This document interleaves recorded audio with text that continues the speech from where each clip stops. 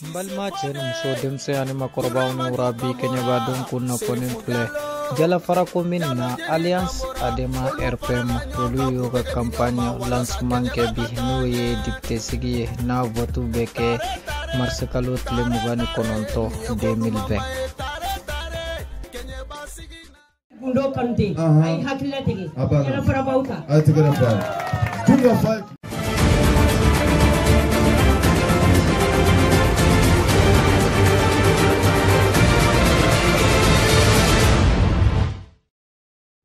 marsekalo tle tane saba 2020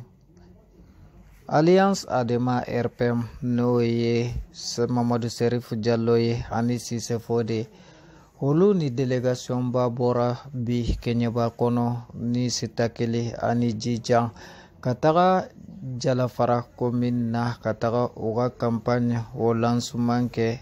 obara u konnala utara kata uga hakil na nyemenye ani monyo bla ko présenter ani kunjumana ubafe olu kataga ensemble kono pour que kata Kenya ba ka chilase obara hukumu konnala uye jala faraka kuma nyogonya ani ka dema nyinu fe uga se ka vote nyeli sinye pour que hami ani segem membe Kenya ba serkeli kono obe banchoko minna obara kera maba chama nyana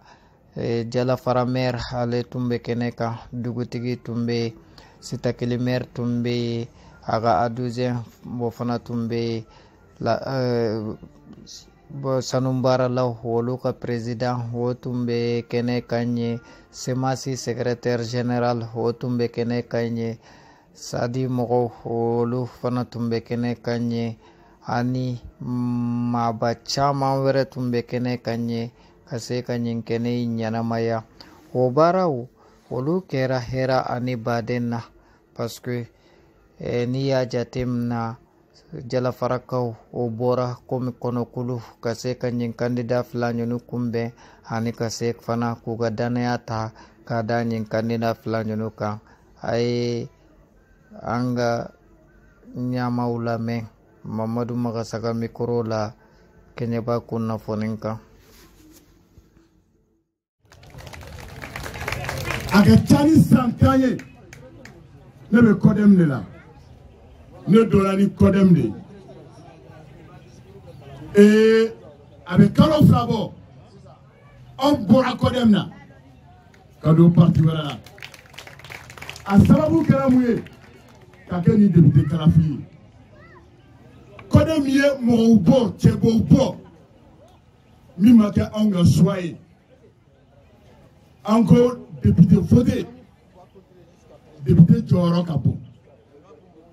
Name Mogota Anga Mogota Ani Moume Sigila Anga Mogota Ani Moume Tanyonga Dengulina Anga Mogota Ani Moume Tanyonga Sayala Anga Mogota Ani Moume Tanyonga Saragabora Comme Mogot Dombara Olibi Iga problème d'or Ini Mogome Sigila Olibi ga hera ni hera talado anya munye ni député voté na mo chama ne sigile be sigaso mo chama ne sigile no buguni mo chama ne sigile no Bamako député voté sera meta keba que ta ambelmo tromper que ta warduma que ta moto duma ka molo boro duma ube duku tetemina mo mi tabe fiye ube doga ka wabina ni ndoma ka wakeme doma ka moto di doma o ka jamana be tromper encore on te voté moye ani mo mi sigila ante voté moye ani mo mi de yon kungoke tuma do sira jamana inkono tuma do sira ana trabolo yelama beko ko jamana segena beko ko keba ka torola député voté sanduru député ka bara nafa ka bo est-ce que amisi ka mo beta ko blaka ko wala assemblée kono betse ka nyama e betse ka nyama barake bete tane amoy bete dam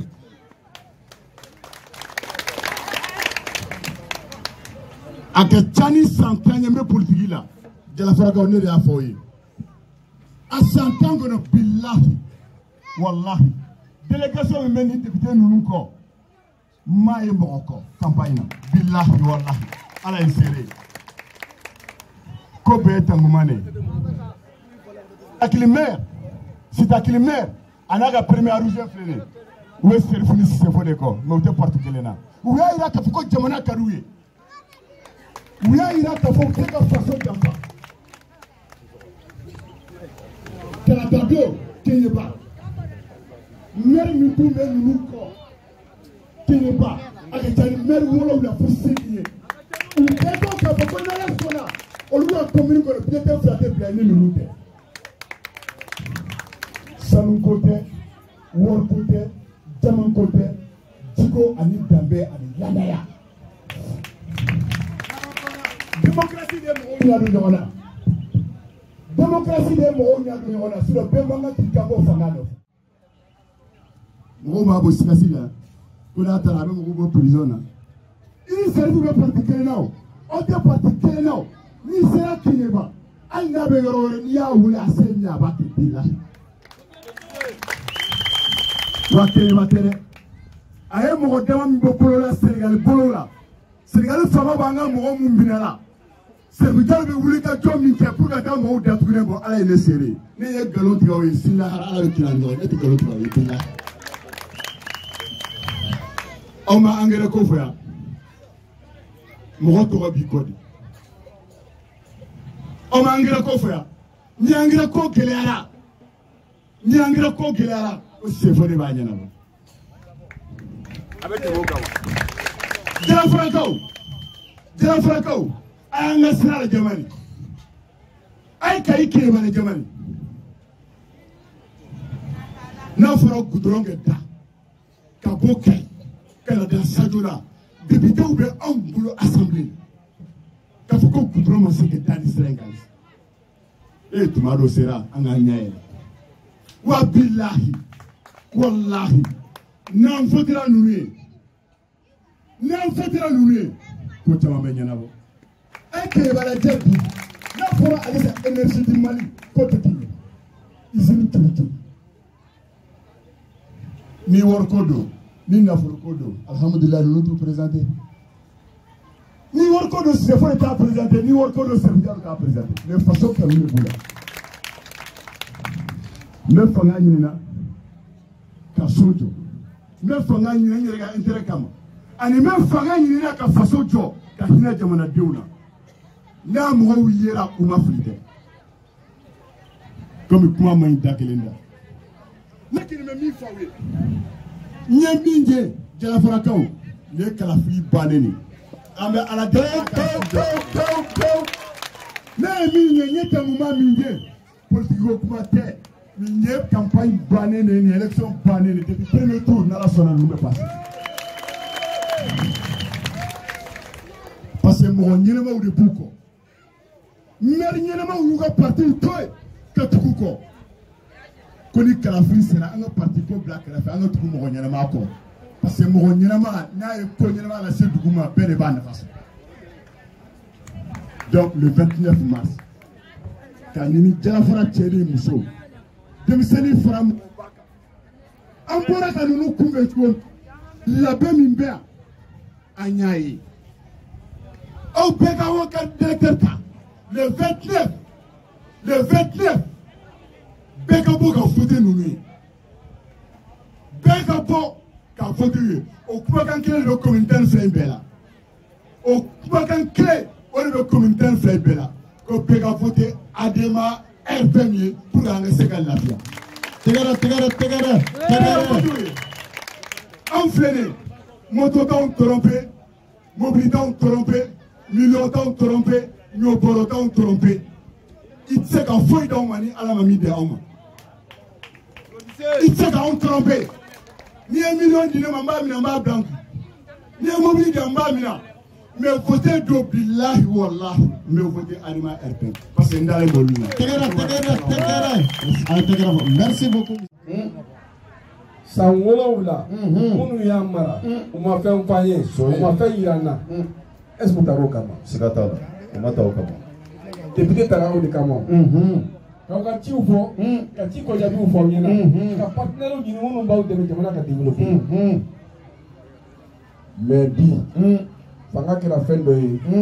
anw yɛrɛ siranna ɲɛ siga t'a la anw minnu b'a ɲini bari ko dɔ don n'i ye hɔrɔn ye fɛn dɔ bɛ i bɛ maloya la siga t'a la bi fanga a kɛra n b'a ɲini n den ni kow olu ka lafiya siga t'a la fanga t'o fɛn ye fanga t'o fɛn ye n'a ma da k'a fɔ jamanadenw de la k'u bolo tɔ da e ka sigi jamanadenw hami ye mun ye e ka k'i jɔ n'o ye siga t'a la Sise Fode wari ko tɛ baaratanya ko tɛ bɛɛ b'a dɔn a y'a dɔn mun ye julaya de mais a ka julaya kɔnɔna la mɔgɔ si tɛ se ka bɔ Sise Fode na kasi o ye fɛnba ye business kɔnɔna la i ni mɔgɔ ka jɛ a b'i la kasi a i ka dutigi tanu siga t'a la Sise Fode a ye ko caman kɛ dibi la siga t'a la Kɛɲɛba sira caman bɛ yen n'i ye Kulukala jateminɛ u b'u kan bɔ a ma a bɛ dɛmɛ bila a taga mais a m'a ɲini ka kɛ fanga ka sira la a y'i min ka fɔ a balimaw de bɛ yen u bɛ degun de la se mun b'a ye a ye dɔ bɔ la k'o se kun siga t'a o la yala ka hinɛ a bolo siga t'a la Sise Fode an jɛra diɲɛ kɔnɔna la an tɛ papi kelen na mais an papi fila jɛra ka baara kɛ o baara kɔnɔna la an bɛ taa n'a ye kosɛbɛ bari bɛgasigi ninnu baara sisan n'o y'i ka campagne ye e tɛ campagne ka adjoint Sise Fode tun ye président ye an ye baara bɛɛ kɛ fo ka taa ban fo ka IBK sigi m'a f'i ɲɛna siga t'a la a ye tɛgɛrɛ f'a ye o de fana ye baara ye siga t'a la i bɛ dɔ kɛ ɲɛmɔgɔ ye i bɛ jigin a la siga t'a la siga foyi t'a la élection bannen ka ban pewu a ma san kelen bɔ aw yɛrɛ y'a fɔ yan bi ko Sise Fode na ni angɛrɛ ye angɛrɛ histoire n'a fɔra ɲɛ min sɛgɛrɛ bɛ kasi siga t'a la bali gouvernement y'a yira salon ko moyen t'a bolo ka angɛrɛ di sɛnɛkɛlaw ma siga t'a la usine mun bɛ angɛrɛ di gouvernement dugu cayara ka caya u bɛ sira dɔ ka taa bi ko nin ni gouvernement bɛ se k'a san baasi t'a la n'a bɛ se k'a san a ka y'a fɔ ko angɛrɛ feere o kɔnɔna de la an kɔnɔna fililen an denbaya sɛnɛkɛla ma kuntigi ani audible chef an ye ɲɔgɔn ye a k'an bilasira a ko ni mɔgɔ bɛ sɔrɔ kɛlɛbagadenw na mun bɛ se ka wari ba ka taa angɛrɛ san k'a feere gouvernement ka prix la baasi foyi t'a la gouvernement ka quota di tonne 400 a kuma fɔra Sise Fode a ko ni o de don a dulonlen b'o de la anw k'an da ka sunɔgɔ kɛlɛba sɛnɛkɛlaw tɛ ɲaji siga t'a la a ye tɛgɛrɛ f'a ye a ye tɛgɛrɛ f'a ye o don fo ka angɛrɛ na kɛlɛba an b'a wele kosɛbɛ bari n'a y'a wele tɔntɔn wa a b'a fɔ a ye k'a fɔ nin papier ko ɲɛnabɔra nin wari bɛ verser nin don fo ka angɛrɛ bɛɛ cɛ ka na jigin a maaso kɔnɔ siga t'a la a ye tɛgɛrɛ f'a ye mais ne hakili la gouvernement ye angɛrɛ feere prix mun na a dira mɔgɔw ma prix kelen na fɔlɔ kosɛbɛ transport tun bɛ bɔ kɛlɛba na jalafara kosɛbɛ i b'o sara mais Sise Fode y'o ta ka bɔ sɛnɛkɛlaw kan siga t'a la donc ale yɛrɛ y'i jɔ gouvernement nɔ a tɛmɛ gouvernement ye donc o la an y'an da ka miiri acte ma est ce que sini Sise Fode tɛ kɛ sɛnɛkɛlaw jigi dɔ ye donc ne hakili la n'i y'o mɔgɔ sɔrɔ k'o wuli kɛrɛfɛ kosɛbɛ i kan k'o tɔpɔtɔ kojugu siga t'a la mais ni angɛrɛ ko in bɛɛ wulila an ma député kan mɛn jɔn y'a kuma fɔ an ɲɛna mɔgɔ si donc o la Sise Fode an y'an tɛgɛ k'a la kosɛbɛ an k'a ma a kɔni bɛ anw hakili la k'a fɔ sini Sise Fode bɛ kɛra a bɛ kɛ sɛnɛkɛlaw jigi ye Sise Fode a fɔra k'a ye chambre de commerce président ye caman y'a fɔ an tɛmɛna yɔrɔ min kosɛbɛ depuis a kɛra président ye gɛlɛya banna chambre de commerce la walahi o kɛra julaw ye hɛrɛ sɔrɔ o kɛra tagantiko nɔgɔyara taba mun tun b'a la o bɛɛ banna commerçants ni impôt mɔgɔw ye ɲɔgɔn faamuya mais o de ɲɛmɔgɔ ye kosɛbɛ Sise Fode tɛ se ka aw bɛɛ sɔn wari la mais ɲɛmɔgɔ fana n'i kɛra ye jamanadenw ka hakɛ ye mun ye i k'o ɲini k'o d'u ma siga t'a la donc ne hakili la n'i y'o parcours bɛɛ jateminɛ k'an ka candidat bɛɛ lajɛ bi Sise Fode bɛ ninnu bɛɛ ɲɛ siga t'a la san 7 mɔgɔ min y'i mara san 7 a ma fɛn f'i ye san 7 a ma k'i ye a min ɲininka aw ma ye aw ni ɲɛnafin donc o bɛɛ kɛra an k'an ko dɔ la Serifu Jalo mun filɛ akila mɔgɔ tɛmɛna ni y'a ye sɔrɔsiw tɛmɛna ni y'a ye ni mɔgɔ ye kalo naani kalo duuru mɔgɔ datugulen bɛ siga t'a la dɔw sera yen mɔgɔ si n'a ma kɛ maa min ye Madu Serif Jalo ye donc Serif wulila k'i jɔ dibila an ye balo d'u ma dibila an y'u sutura dibila an ye fɛn bɛɛ kɛ kasoden ninnu ye mais ko laban ye mun ye an ka fɛ ko k'u sen sɔrɔ ko kaso la kosɛbɛ cɛsiri kɛra Serif ani président ye ɲɔgɔn ye député fɛn fɛn bɛ Kayi région na ye n'o bɛ président Kayi ba i ka ɲɔgɔn u wulila k'u tɛgɛ di ɲɔgɔn la sini yɛrɛ tun bɛ délégation na délégation na ka taa ka fɛɛrɛ kɛ ka président ye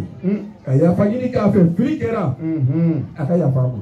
ne bɛ se k'u sen sɔrɔ parce que n'an y'an da an tɛ sunɔgɔ dugu kelen mɔgɔ 50 mɔgɔ 60 bɛ kaso la ka tɛmɛ yɔrɔ min kabako don ne hakili la tiɲɛ yɛrɛ la muso n'u denw b'u kɔ siga t'a la dɔw bɛ ɲinibagatɔ kɔfɛ o ye hamina ye mais cɛ ala cɛsiri bolo ani duwawu o sera ka ɲɛnabɔ siga t'a la ne b'a dɔn a candidat fila an nana k'u d'aw ma an b'u kalifa aw la aw k'an juru don aw ka vote ye n'aw vote ye an gagnera ni ala sɔnna ma ni mun kɛra a b'o fɔ ɲɔgɔn ye san 5 kɔnɔna na siga t'a la an tɛ ɲɔgɔn dayɔrɔ kosɛbɛ a ye tɛgɛrɛma f'a ye an tɛ ɲɔgɔn dayɔrɔ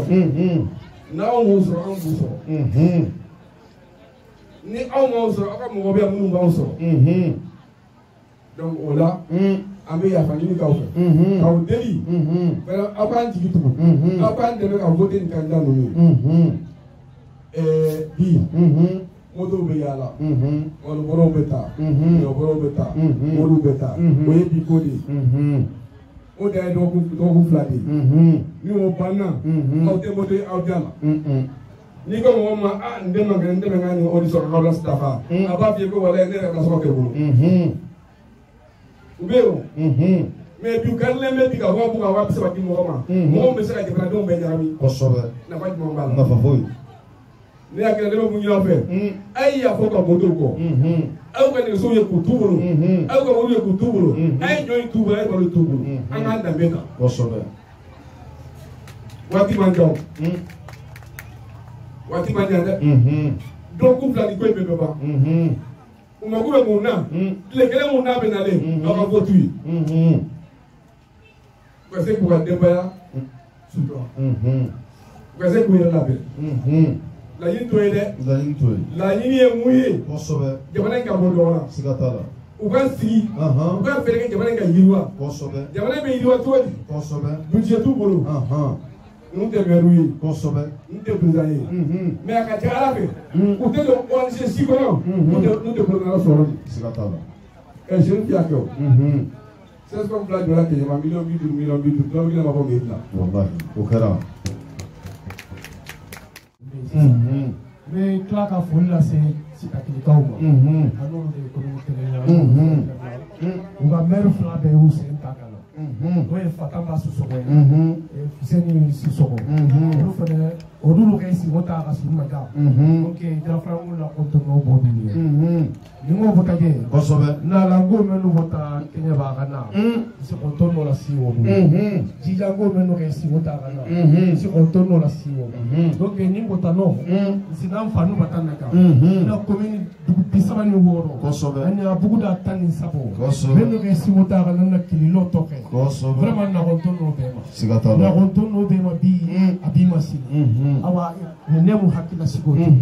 2013 à nos jours ne bɛ taa RPM kungo la 2013 a don ni bi cɛ RPM ma gosi Jalafara yan 2019 ani Adema ye alliance kɛ an ma gosi Jalafara yan donc ni ala sɔnna ni candidat ninnu fɛnɛ parti mɔgɔw y'a jira an na k'a fɔ problème tɛ yan an na militants y'a jira an na k'a fɔ problème tɛ yan o de ye an ni jamana in bɛɛ kɛ min b'a kɔnɔ i y'a ye i ye caman bɛ a la donc baara b'o bolo de kan bi ne ka foli b'an ka jamana kɔnɔdenw de ma ka bɔ Keɲeti fo Jɔkɛba ka bɔ Keɲeko fo Dabikolo ka bɔ Keɲeba ka na Dabikolo yɛrɛ an ka foli b'a bɛɛ ma vraiment anw tɛ se ka foyi kɛ ni foli de tɛ n'o bɔra yen an sigiɲɔgɔn minnu bɛ Jalafara yan vraiment an ka foli b'a b'u ye parce que o fɛnɛ bɔra ka n'a jira an na k'a fɔ an bɛɛ de ye kelen donc o tɔnɔ o bɛ Jalafara ko dulu ma mais bɛɛ o tɔn to le bɛ saw la da si tay mbema donc ali sambe kilo tulo lela ko sobe ndebe to gani bi ko sobe kanda kambe jamano men kan jam nyanga mo men lutata be par bo be lutata parce que si c'est fondé RPM candidat lem si c'est fondé notre sénégalais la du voto engrais pour la pour les cassac à porto non flanja aussi à kilo toi la si c'est fondé appelé chambre régionale de mine la caille donc la balé ba bulu dura baro duto ka famu dura la nyamo ko le dum il a nasa beta ngamo mo memma o mo ko manke nyamo ko duti folo na mi roto no ke ta do e male na Serif Diallo santani ngonde fawni ay parola do da sita media ata ka inga di no lo rencontrer le message ndre na te ñoo fe bokay ko sobe akabaro men koto ko sobe na fulu mawo ko sobe fato men kuy mawo ko sobe wali bokala male donc candidat men tata day ko fe donc si c'est faux de déjà donc na ka dugu bis dugu tan ni ko fo dugu mo kan kele ko sobe de la commune ngonu ja de du ka faire à ta couflet ne mo le ay tigara ba fa maire sakki be mo men lo fe tigo ka lo ka fo ko mo ko mo ka san sigatala to adare lancement na kenya ba wo maire sago be ko tanku kilne be duria sobe le mo be ngar fa na population ma alu ke para ka tanku kilne ki ja ko sobe sigilla o mo men ala recommandation men fala candidat lui yoslo walem ni parti flan parti de ta gasande ko sobe li keso si ni mani ndako mabbe nya kamila ka nyuma ta ka dimat ka nyuma ta ka duma ay tigara ba fo mo ngake ko sobe akuru mani ni mabbe nya kamila ba ni ma kre ni ma li keso mo RPM gese alo be tala nya na tenne alo ko député lo ko ka fo burumbala na contrat di fo nya nya ta wo geso mo ne design at mumi lo abe ko ko ta fe ka famalu ko mo ne tigoni ngale lo badi ma na be ñokon tadi sagira isaba kala lo sigatala ino sibito ko mo recommandation te ka tele ko ma mo be ma mole na kuma muja aba ka dara ka nya député lo kuma ka tita nin tun ga lo nga fo jara para doron sa dara no me hal sino ja mba be mo legi ninga donc on bo permission ni fait la première des choses mère frenti patamba siso nde fuseni sisoko al fuseni sisoko situation do benteni merte kenye ba cercle commune tan flare ba kono mais a situation de commune si kono ni de la commune don wole be badi nya fita wole be mo fita wole ba fita kon to flo je lo jango jandi alu kalo ko tonya le be no fanyante no akuma kan folo mu jonti Fatamba administration da mutan da ka bare be école na be bulu ko be dara ka bare ni so na so tan der premier adjoint ko tole ada tara ka der premier adjoint te maje te maire principal de 2004 en 2009 ndumu maire de Kenya ta ki commune ni netum na premier adjoint ta tele tumbe baro be ka amoto bore ka ta kai da bala ni na juara bindere fana mo la premier adjoint awo kante community ono ante community ono ka yere dona afoko flo ke ti no ante community ono mo patiki mo sa fa fa na ko men tambi da ani be men to bi mais même dans le chini awani ala an nyima sa am hal election nan da be jetu da baroka ndabu sadi leti ndanta adamati nda erbe kunti ndabu sadi leti hari kuru na candidat principal ni mo Umar Marko dingan sin ko bla ama sekira kunu ka chama fa de mano election me binan mais content de candidature nda adama RPM alliance mo le soutenir là. Et puis ngobe kuma parce que nimbe bola meja belele be baje ni ndebe kuma la mbe kuma le be ame ngo Umar Marko ndende fe ngini ni la fe ka président mutsamme men da si de ma hali wori ki ma jen si de inde ba kala fanne ba sadi mo go be fana ba galama hali élection men tamta présidentielle ndé wori le bon coup ka di sadi représentant ma commune la tani pour que sadi revoise ebe ici le tout même kay vous fait ngini nyamo ko la to ga do la ba soto pour pas na pro les pour pas balo ni wote ta boye me yo mena gobi nete lo yoro si am godema na kata million sariya yere mansongo ala yere ko ni mo ta nyamu ko ngini wote ke taw ko bamba guru jagi aduna bela lo no fe faniaka ke ta da kadi ini alamadi ni kilama mo yere kana mo jagi ka ko kan sana to kadema ka ke idun tole maintenant te kadema ka do te fantela ni ala ni ka wakini ni ka wakebe di buru ni ko ko ka fa le meto ka sa mutan ita no fa ko dema ita fantela ni mo ko benna donc ni mo ko flandelo ke lo ne comme domoro parce que ni meti ni honka wole ka tu mbe kula ke nya kana jamano ko janni mo ko lo ka mo la fili mo ko tiama mbede ba fo ko mbadi wole mkal sa ta e dun to ko mi ala malu ko tum fana ka wo dema antena le pouvoir sur la communauté de flademu parti de belonine commune ba de belonine mo ko ya to mbi ko do belonine awan sa fa le takri commune la dugu mo kan ni krine mo la dugu da tani worula dugu kin ne keje ni ke be premier jam wote la fo ke be passer takri wote de dugu len de kala je de kala premier jam wote je ne ta fe ba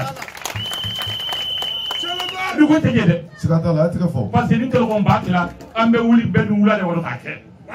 nda fanga na mo blota ka dima nga di mer nga ga dima kali kuli be mo sere to wa bi sawale ka paniti mo tekni e mécanicien ngo na ka dore kina mo tele ma biye nga kuno nga woni kima wonten te mo ko de ma kan ko ne ba donc ni ne sa baro no mo ko be krinje sariya ir la di ka politique long ni sondage bota premier sondage ka bo ka kan ne ka démissionner communauté de frère ko tela ni yo ma yo ko il veut voir la mouta, pour voir le plat qui est au Nafaluta. Donc maintenant, il est dépassé là, il vient à mon taureau, et le résultat vient à 0,0,0,0, allez, rapier, et on va faire mon planga, on va faire le papier, puis tout est bien. Les sondages là, ils sont largement favoris, les sondages là, ils sont largement favoris. Il n'y a pas de lemtu. Ni baro que ça, Béka baro que vous sacrez commune, il n'y a pas de lemtu. Donc vraiment, c'est pas le là. Alors, il faut les noms. Beka vote si c'est fondé ani certifié ici même que jamano kono beka lone ndo fuse ne menjenti ni ga de be wonte sukuma nti bara le fana ni mo ko ma fon fanta parce que muna ni ko sele kala ici ni ka mo tanda sakri commune la ndey ke sele kala ni make frodi ke fanta ni ko beka marala ni make frodi ke fanta ni ko commerçant ni make frodi ke fanta yani o dama sina ni manke frode ko flañawt ngala dama kundi sawani worula de balla dama fara ko on ja jala fara commune la dama kundi sawani worula ndewe baro beke donc mo ko men sin dal baro défend mo ko men sin dal baro développer ka famal ni ja bonna baro la mo ko men sénégal dema ka julalu dema ka pati mo dema ka dama sinalu dema ndego baro le ko sama jitu tala donc vraiment de ngina fait ni nersia baro ke nata kunte fui kut et puis jamano na fruit gol jamano loni la balu jamano mori balu alla bunya ba ala ila ka fo jamano wurti ba terlem jamano kulo na ba ala terlem jamano kala na ba ala terlem il faut ne siban non diri ala ka bo mo nyamo goti ini ala ka dile ni ala ka sutu na ke na fruit ba ti ini ala ka dile ni ala ka sutu il faut ne siban non diri na fruit ko be ni ala janale kama il faut ne bi ba ngwa je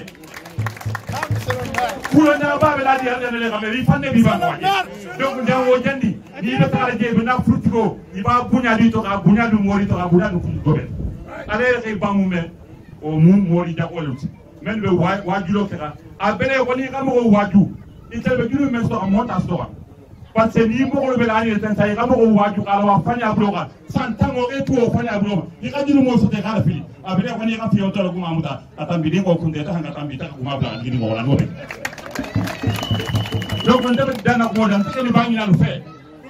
alu ka wuli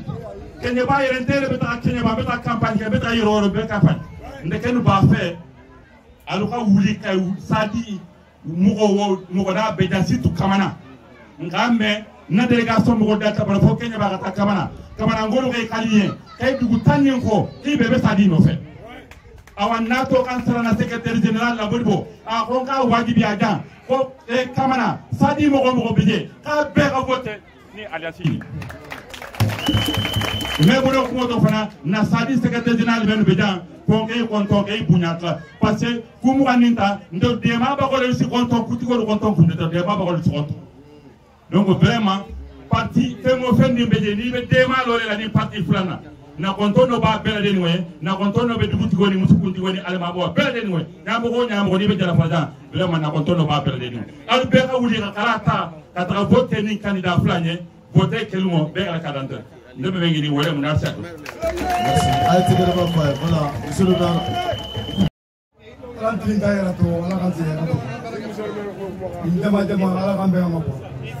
Donc, la première adjoint croit qu'à mon père. La tout dit. Mais, nous dit d'abord, on a que ta compte de Kouima, tu Congo là, si on remet le sucre et le signal. Donc, nous avons tout l'année nous fait. Mais tous les nous fait. Parce que ici, il y a un barreau que l'on voit. L'homme qu'il faut à la place qu'il faut. Il n'est pas amené à la place. Rassure-moi. Donc, c'est la raison pour laquelle nous devons tourner mon plan. Nous avons tout le rond. Nous avons donné à aussi celle qui barre au nom. Aussi qui blanc au nom de moi.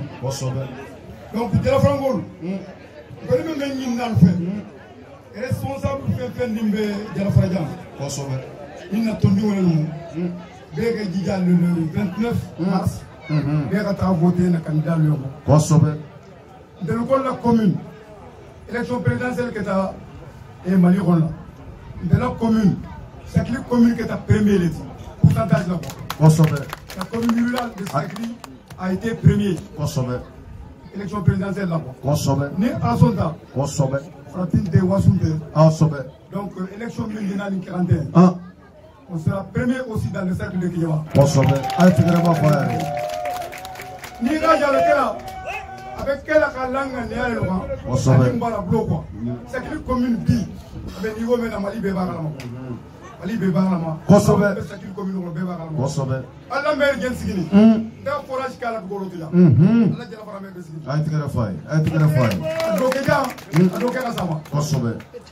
En 2017, un million d'euros là-bas, qu'elle a barqué là ça. Mais il y a ça témoin. Et Kiyaba cercle là, les 11 communes du cercle de Kiyaba, de la commune.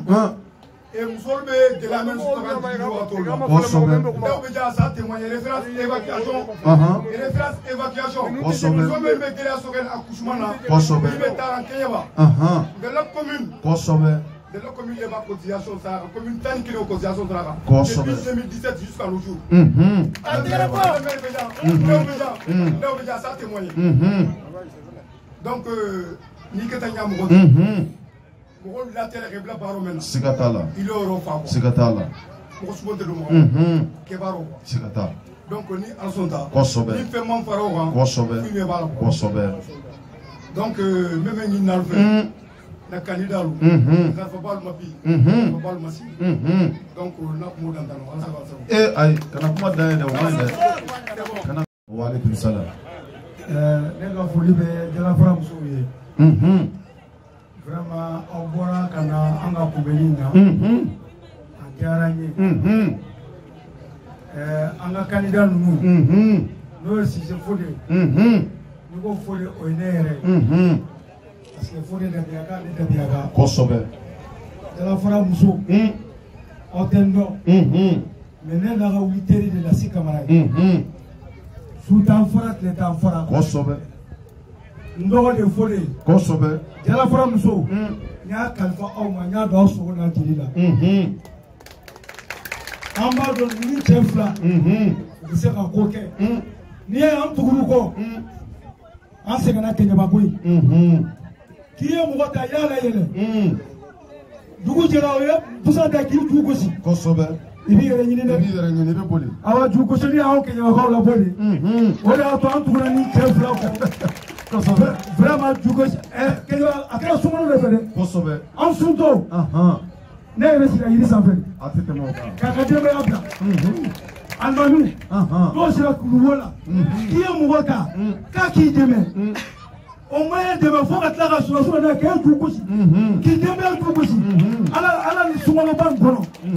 vraiment du côté là en bon anya mbona sisi se vole ni Marcel Diallo la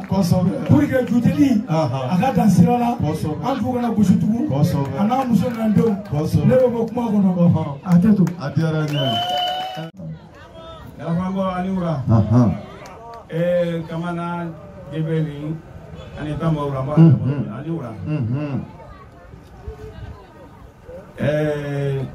Injama ni okona na bi 12 communes. Ikenya babu taje. Ikakere na boje. Commune sinde Garafana. Garafana du bisa bani du woro. Sene buku datang ni fulani. Donc ni kaje bi ni mobile ndukana nani mobile sama ngatu nyoko nobe. Abelo ni ne abo vraiment ko dole bi. Kosobe. Ndema si jawo. Nde takata rencontre menke ta kenya ta lui. Duta rencontre là. Ngao lancement ke mtambi ka kila blata mabongo. Hajo dola donc mewo hajo ntu jeno ngoma kambora kata. Lenga ke kute kuno. Minimire munda ko takenya bana 10 heures kungenga. Parce que ta fait nyasi mala ka fongo. Baramu kan lenta. Na konto no be dugo fem ka déplacement ke kana nani. Dindini mo ba. Ko ke sira yi wakati nasi. Abu la me. Kunyima. Na konto no ba ni. Mo bien sera so tuma. Mais fem pota. Si c'est pour l'état serum. Ndebe bola ja ansama to kataka Bamako. Angere ko hamo tumbe na kusobe. Ko be kila mafango bela. Je le maire angere ko be nyadi angere ko be nyadi. Go konto filo kono na. C'est ndo be na sinte miya ko ni miya anya bono. Ko ka nyadi ni. Ala ka te. Bo le to no. Vraiment so antile ka nya fo. O ate ba faire si c'est pour les contacter. Là si c'est no kana na angere de. Angere ide nyima ba fo ni ke ni go fo. Ay na sabat ka wosi dangi. O sawo ma kan taran na loma. Se ko kan taran na loma kon jal frangi ko ba nya ko. Am ko sinen ko ndusi ni arson da sinen mo lo ta na. Bara men ke toti. Dan to baro la o si la khasiya ulike. Kosobe. Ça il n'est pas sama ulita. Anaka mo lan kalo no fese a raison mo le balo. Parce que c'est vrai. Mère mon mère mais si ne te rien attend galant de. De kam makasi. Ai ta kam papier so fait na diama. Ngai ngo monsieur le maire. Gonga la ido ta dugo le di kola parce que te lo tamu men de tamu tralo le bente la commune ko na ma ko non de ak plan de wala te ndo sugulo c'est vrai mais na mo embe mo men ye salon na mo a sinte ja ite so fuinde de la commune ko fe ka wili le ka démarche ke ka projet monter kam ko yini nga kenye bulu tasoto nyame manko démarche ngala iro ta lenga ko tongo nyen ko mena projet sile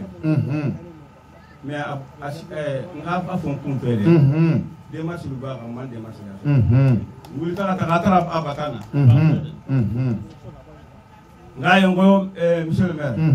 ya na parti ko mo fere dem fem le di mo ade mare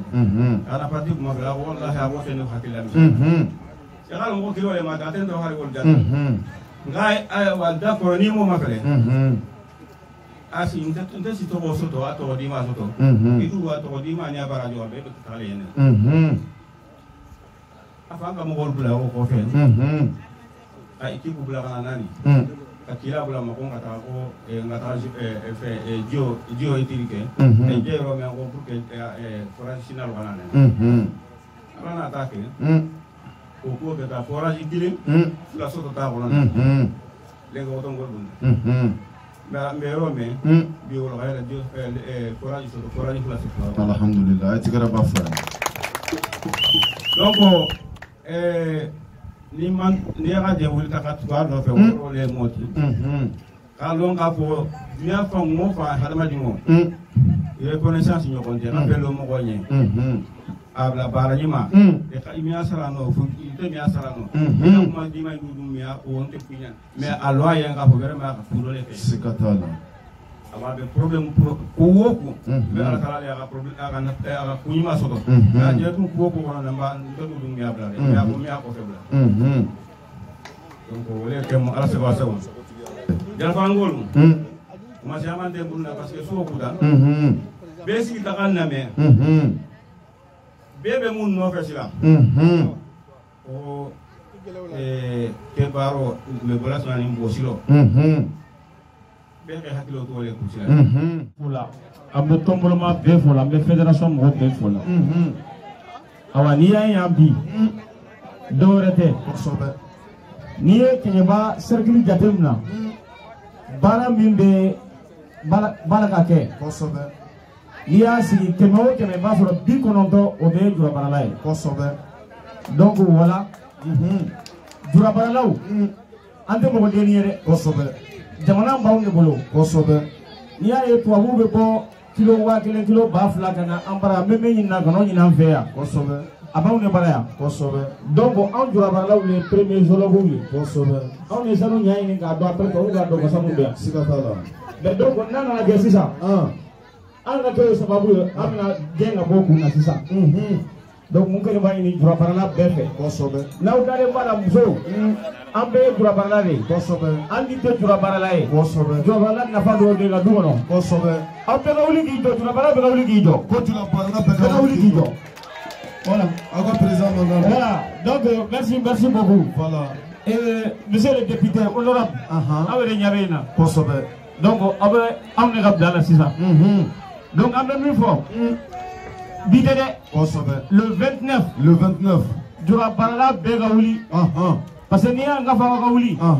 sarifu min sigilen filɛ ɲɛ kosɛbɛ san dɔ la a nana fɔ ko jurabarala bɛɛ ka yɛlɛ gouvernement ye papier dilan kosɛbɛ ka na k'a di maires ma kosɛbɛ i selen kɛɲɛba kosɛbɛ sarifu y'a wele ko ko lettre dɔ nana ko jura bɛna fermer kalo 3 kɔnɔ ko monsieur le maire ko bɛ kɛ cogo di a ko ni ala sɔnna ma solution bɛ yen n'an ye ɲɔgɔn sɔrɔ a réunion kɛyɔrɔ la an bɛ dɔ fɔ a la kosɛbɛ an taalen yen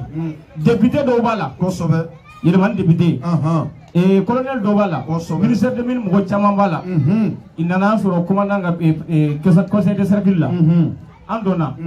pour que ka papier di maire ka signé k'a fɔ an ka baara bila kalo 3 an tɛ foyi kɛ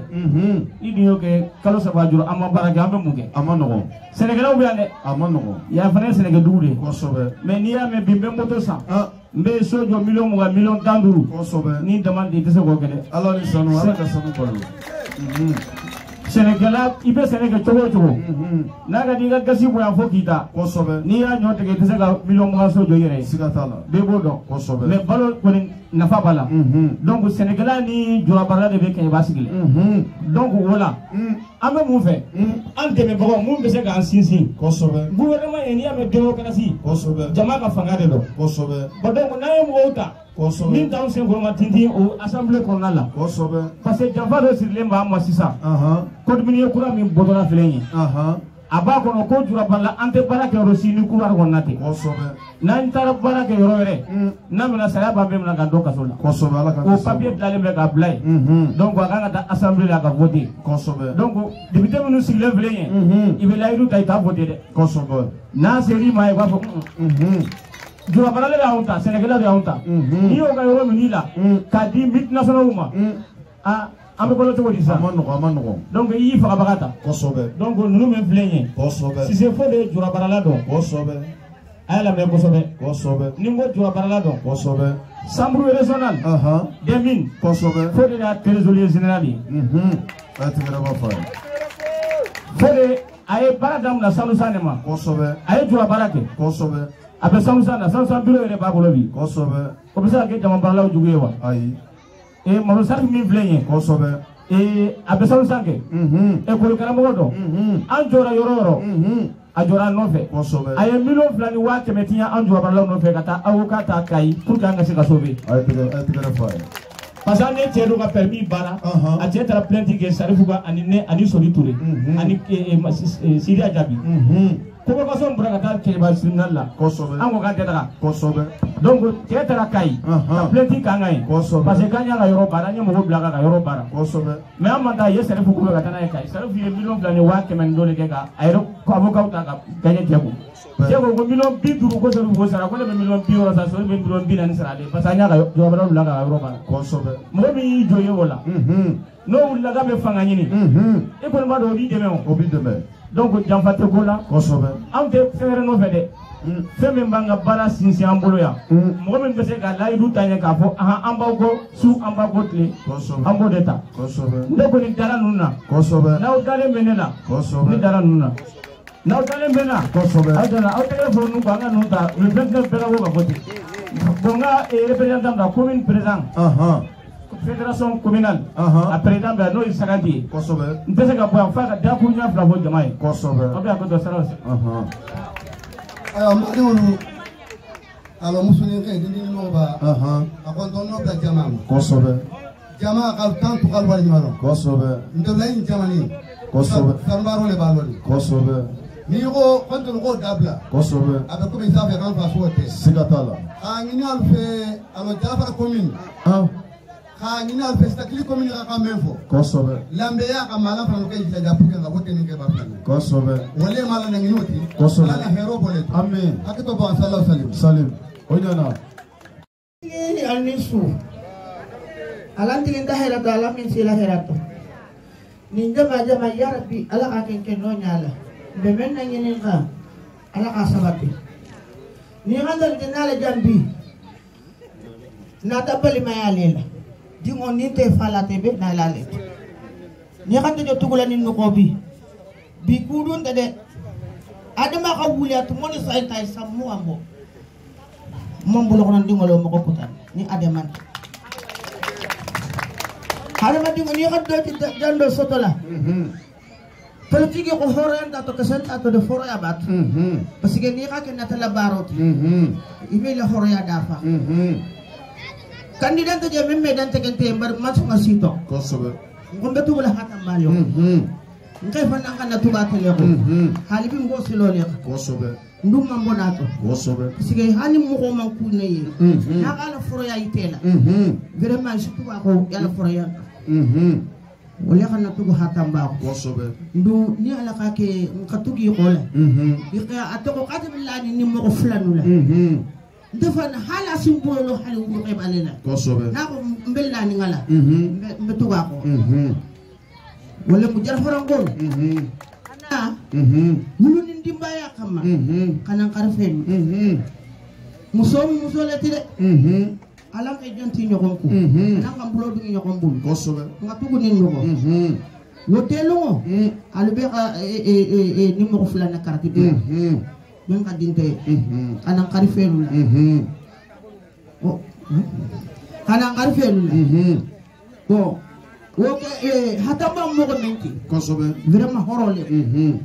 ano he mo ko horole Fuseni ni Fuseni be kaliye mansan ne satinya baratinya ala baye sigataba wole mo ala sago ni logo ko ngono la ko ko araba tambi baka communauté ji hani kilimele bugudato nte gundo takate na wodi di majela e masin fete la am solo asiboni sa inte sangosa ele taka dandanga kutumo kumo suwo kuta moto ni lobi dan say dis ako fitiro ni sagim no kanang karifella mulu ni dimba yala vraiment lo kan ki ko tugu alo ko wote ni mo ko flanu wole ma sagal sago tigira lay bari na ko no bal konto al konto bete na candidat FM Adema bal konto ndal kamana kamana ngomelo be jambi de ma be to keba insar konto al konto bete ndal bi meshe wa ngala munga alma bi moy tafiti ike baro do imodo ne sino mo tafiti kosobe yera lo ka sha kanyi ibo siro le kanyi ibo siro manyi woto si chef fode Sarifu Jallo kosobe kamana be khalfani ha ndama to baale soto de ko sobe ni waxe be kuto no samola ni xamano ya ko kubake mais ni mama no desa ta kubala sigatala mo do ari bi kamera be fali bon ndelu bi meri men men kunne jam alhamdulillah inshallah taala tantu ko sobe dama janga ta fila simma inshallah ala delegation gonto e gonto bete ko sobe gonto mo ti jampala ala ndo xe ñolon ne mbe ala mbe maninga di maninga di ala mbe maninga di gonto memu menti o belon dinne ko sobe ndelu kamera ko sobe sago tigala gonto e barkala ko sobe ko sobe dike di biri politique ko dam tata ko sobe melul sigita e kan telel ko ta mele guru yala jala faraja ko sobe tani umaru kabada dite ila bundare to jam ko sobe ala ko bata on den tata ban te kambe no to docteur sora vraiment biri dunda ademala mam problem de ba ademala la ko sobe adama to ni mo ko dema ko sobe ko dema awante me kalma fitru walati awa kawla sana pelati depuis nga délégation je wolu garo mo mo no fe biday wala mo no fe ko sobe la sana camara allo data mat ke jabaje ko sobe tammi tole mo ka ko don ta na formation do la je ele la formation ko sobe ba ka am place la ko sobe vraiment en tout cas alam be ka vote ay ko sobe alam be ka vote da ka fa depuis sur mbela tija mo ka je mo no fe ni mo go nata e ya be ba diwul ma ana ko ta fa janne awa aduna la mo golelu nata vraiment ala ke jijanga nala moliya nga fata mbaje vraiment content ala kusobe nda jam fa ko mo la kusobe fatamba dibato men tetare no dibato do men be desala nga jigi kosobe jalo farangol alliura lunta mo fempe nata na konto no babema luguri ni lunta na konto no babema no konto no tala kala si candidat elma seru ndala pano ni na batini sunya tana jade kono ngai sigi kay miri ala si se fode ni Mamadou Salifou Lema ngai kili telephone la mbadama mama si se fode je abada manje nkumata telephone la Mamadou Salifou o mun keleti me ko nya madam ngela khumome ni ala sontan sina pano ni batterie di telephone musolma ya ka fa nyame ya ka ko nyane donc na wo kontono be candidat luma kumo flenda wo amambande boter mebe jiyo sabala ka bo pompo kono ka di musolma vraiment bongi ni na candidat fe flanja ndi wolbe karani e jeune diplôme wolbe kari me ndala commune fanganta wala di fentantel ku e handi wol dema isi baro soto nyame commune musolu dema mulen ko jardin sakil musolu be hero to nyame ndulu sa soto nyame commune musolu be to yala vraiment na konto no be na ba ko bema fenata ala ga be ni masagi bata kuma ko le nindu tamenga so ga ya fam Senekela baga marala mo ker ani yitula ani tamam barla mo juma ngabe mo be a fonya jala fara na pora Senekela ni baga marala ni moni ani yitula ani tamam barla joka mo be mo be bewa kuma te dama munna kuma be dama ko 3 minutes anga nga militant fe ko 3 minutes be dama be kuma awa amba an sebo koroba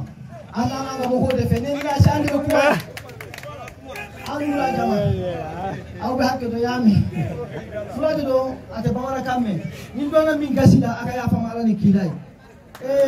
jebe ba ali jebe ni hote ani kama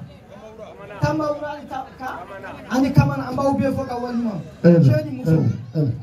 almami ni dugutini muso kunti ali jeunesse amba ube fo aw na baga fana aw bismillah bis aw na ka bo aw bara aw na senekelaw ni baga marlaw ni moni kelaw ni yiru tulaw an dama sona de sora amba bismillah amba fa bara aw na bara kosobe kuma kelen doro de benefa kunega kuma mancha neni candidat si se fode de donna jamana ko antara fo kamana ande engrais fo kosobe ni ko ambe engrais bi afo chambre agriculture ne demba jado iba fo ma engrais demba ja be ya fo go fa ya fo si se fode engrais baralate ata do engrais bo yerumi cigi de laraka paka senekelaw ni baga marlaw ani moni kero cigi fa o dia do engrais nyini na afora e do mi ko ka ande be engrais ka soro ko ko ko atega nani engrais ni la parce que comme susene do ko sa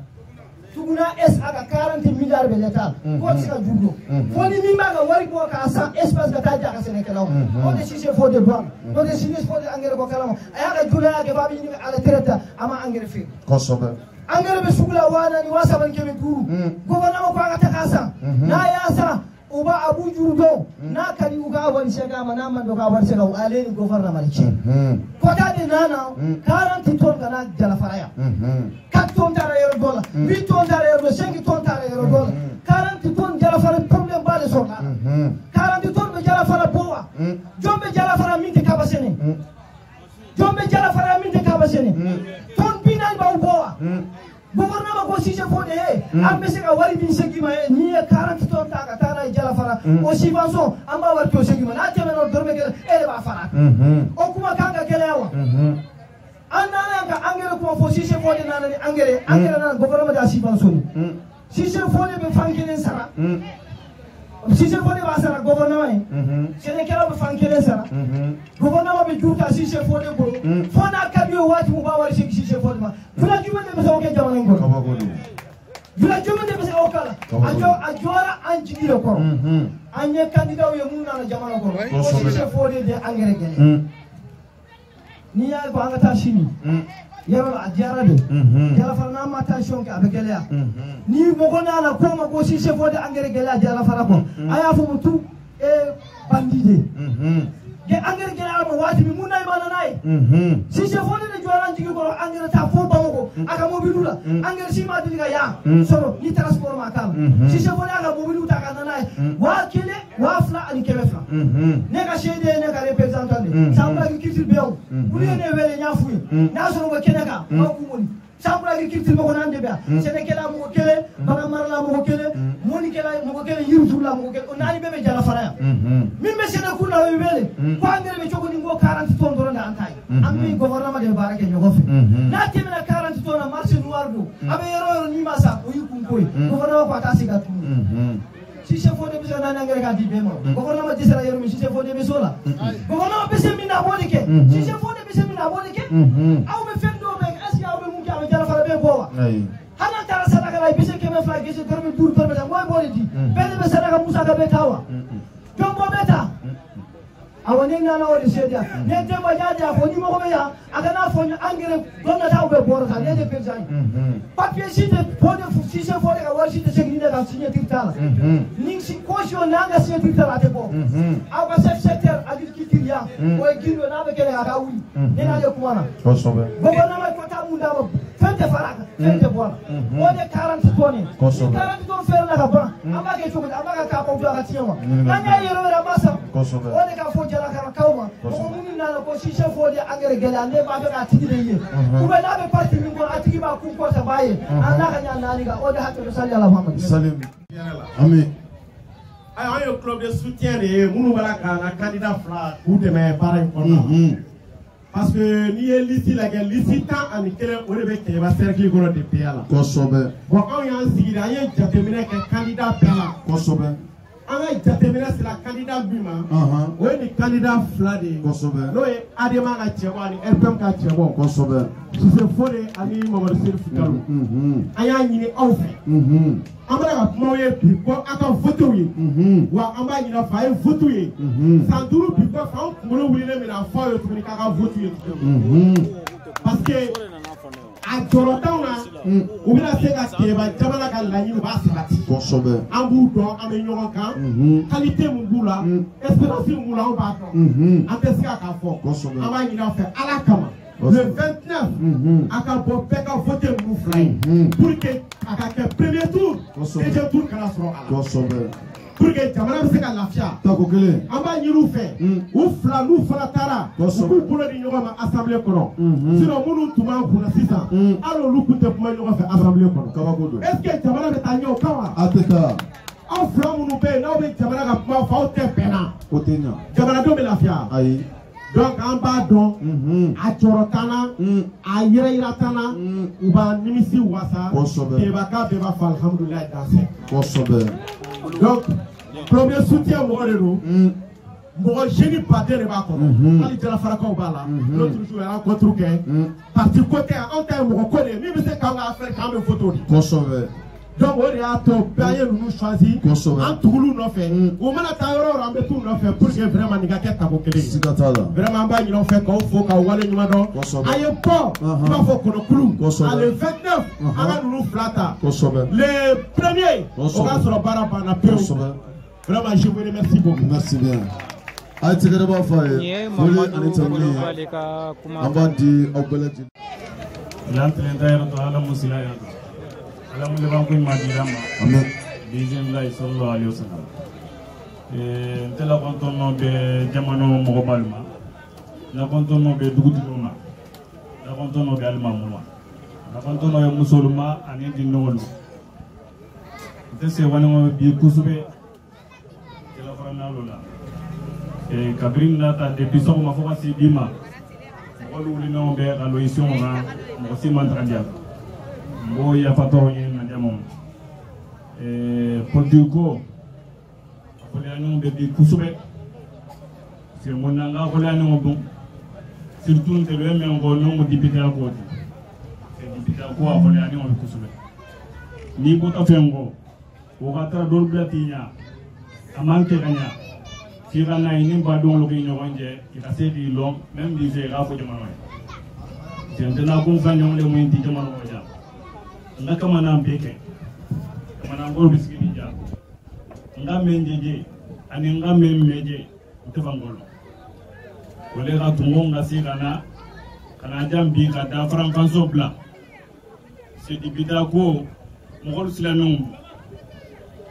mun na bɛɛ fana kun mu ka silam mɔgɔw bolo k'a fɔ hɔrɔnya t'a tɔ ou bien diinɛ t'a tɔ diinɛ kelen kun tɛ dɛ i bɛ chrétien diinɛ to i bɛ silamɛ diinɛ to i bɛ diinɛ o diinɛ to a bɛɛ mu diinɛ le tɛ bɛ silamɛ kun na o mu jamana bɛɛ le ten diinɛ kun t'a tɔ siya kun t'a tɔ foyi t'a tɔ a bɛɛ kelen commune 12 n'i ko bɛ jama ɲa i b'o le bɛɛ kun kan k'o fila mɔgɔ o mɔgɔ b'a kɔnɔ o le tun ko n ka n'a ka faranfanso bila parce que politique ko mɔgɔw k'a kɛ k'a fɔ alikiyama kun tɛ o le b'a ko la ni kosɛbɛ parce que ko o ko n'a kɛ taa ko alikiyama kun t'a kɔnɔ a bɛ fɔli ale layidu se taa i mɛ kɛ kumakanw se fo diya dɔ k'a fɔ n sena yen kɛ sa yan mɛ kɛ nɔ mɛ dun man di mɔgɔw ye a karisa ka yen fa b'a kɛ se kɛ mɔgɔ tɔgɔ ma o le k'a to n b'a fɔ a mɔgɔw ye ilan bɛɛ ka miira kosɛbɛ politique ko alu ka na labila n'alu alu t'a to mɔgɔ sɔbɛ kun tɛ an se tugu mɔgɔ tɔgɔ ma kɔ n'alu alu t'a to mɔgɔ sɔbɛ kun tɛ kamana jɛnti n'i dun ta kamana kɔnɔ to n tɛ ka mɛn jɛjɛ mɔgɔ min n'a fila min jɛ pour que ka bojan ka si jɛ n tɛ ka tigi saba kɛ n bɛ se ka jala fara jan dun mɛn so to n se ka jan 2 heures du matin n ka dumuni kɛ 2 heures du matin tigi saba man bon mais même bɛ jɛ mɔgɔ min n'a fila min jɛ i ka jamana tagabolo ma filɛ n ka fɛn dɔw jɛjɛ jamana kɔnɔ kan'o le b'a to i b'a kɛra n'i ka jɛn fana ko n b'a kɔ jamana kanu kili wɛrɛ mun k'a fɔ n b'a kɔ n tɛ wulu ta kɛɲɛma jamana kan jan dɛ ka mɔ jan fɛn tɛ n bolo dɛ mais ni fɛn cogo bi ɲɔgɔn fɛ fɛn tɛ bonya ka na ma mais n'i ka jɔ bi mɛnɛ na n ka kuma alu ka faamuya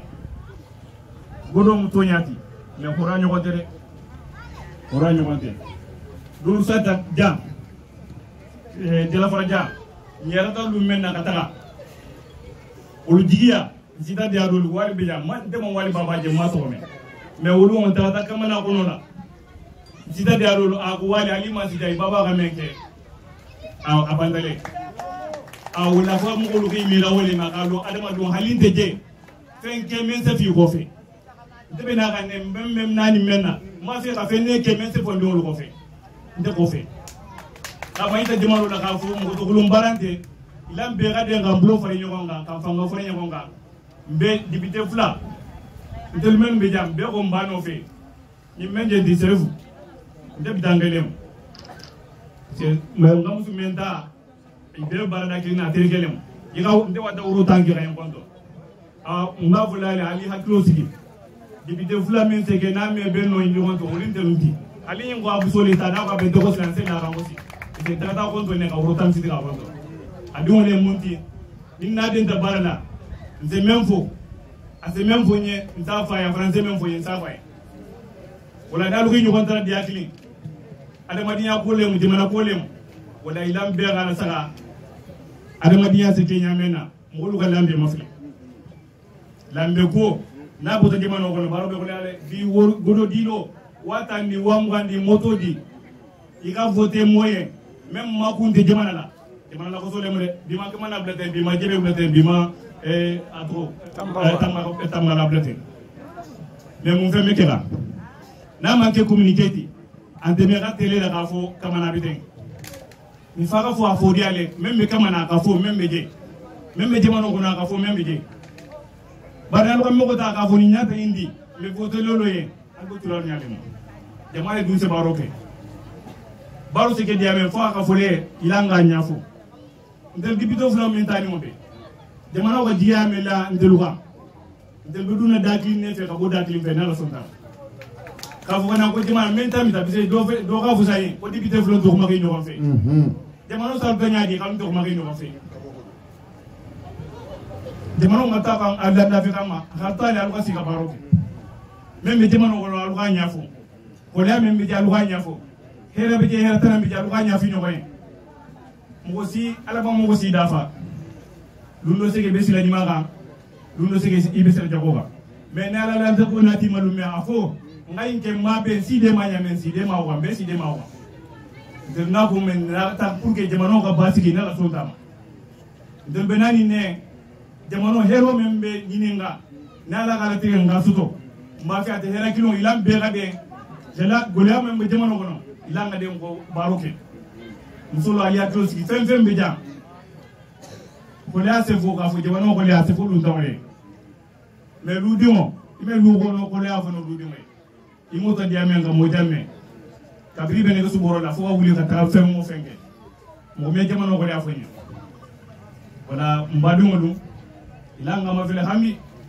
akhorata ora ga yuko subere ora mana ko kuwo ko wono asego kula kulo moti kamana ko non de wata na kroso menji je nga bunya menji la kante hela kusube ise wadi adul bi ne dugutu ko ka fo ko mo lugana satara mo nani lulu wala setarade mais nga kamana ko no be yara ne dugutu ko kilabla je se fa fo ka sigela ko se fodo do kilo ande ko bunya jamani de wala ni ga na la demari ke wo jamano mo lu hakilo wasiki salon kuse ke jamano se mo bunya folo ni ga demari do je bunya biya ila hero le sulo man siklo bari na sita lu ngol be se jamana fu awa men ke men de vera fo jamay la nga hakilo sigali ko se ka mo fo ka se ga ko lo mari andere se membe jamano ko bi kanda tangi o membe jambi na futa bi ko be sigi bi nga be la par nga sila sala men nga menke dol be tambi kan janna na lu rilo hala me fo ala mi ma fele se ngamol do jiwo men be dol la ngamol lo jiwo men bi la tel ko mais nana ta ka fo be rabo be se bulede je mo so be bi sira nga fo tel te poli ko wala mun na mo ko lu ngol met borboro kan no fe ni ka lu dawla ni ka dun do men na o mai al fi sigi ma fele o fo salul salulu dum aga suto aga jam